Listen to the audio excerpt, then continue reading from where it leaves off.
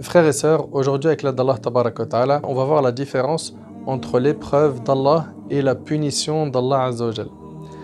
Parmi les choses auxquelles est exposé l'homme dans sa vie, il y a les malheurs et les difficultés, qui portent soit le nom d'épreuve, soit le nom de punition.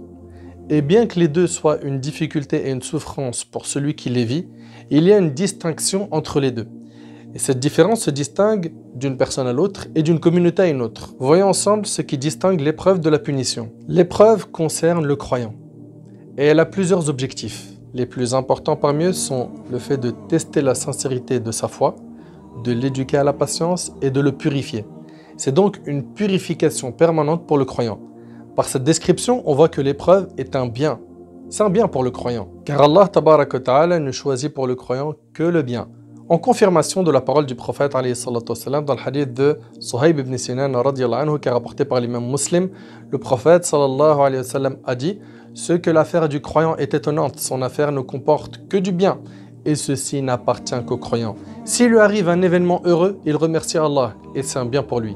Et s'il est victime d'un malheur, il patiente, et c'est un bien pour lui. On voit ici que le croyant, soit il va vivre des moments de joie, des moments de bonheur, là à ce moment-là, il va remercier Allah, soit il va avoir des malheurs, des épreuves, et ce qu'il lui est demandé à ce moment-là, c'est quoi? C'est de patienter. Ou bien il a fait un péché, là il lui est demandé de demander pardon à Allah subhanahu wa ta'ala. Notre situation se résume donc sur 3 points. Patience face à une épreuve, on remercie quand on a un bienfait, et également on demande pardon quand on a commis un péché. Le croyant, par sa patience face à cette épreuve, concrétise le sens de la véritable servitude envers Allah subhanahu wa ta'ala. Comme il y a en cela une réforme permanente de son comportement. Au moment de l'épreuve, le musulman effectue un examen de conscience et se questionne. Il se questionne afin de savoir si ses actes sont faits pour de bonnes raisons ou des mauvaises.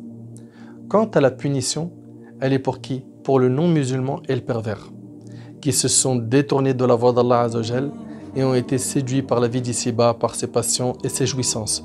Donc par cette définition, on comprend que les croyants pieux n'ont pas de punition, mais ils ont des épreuves.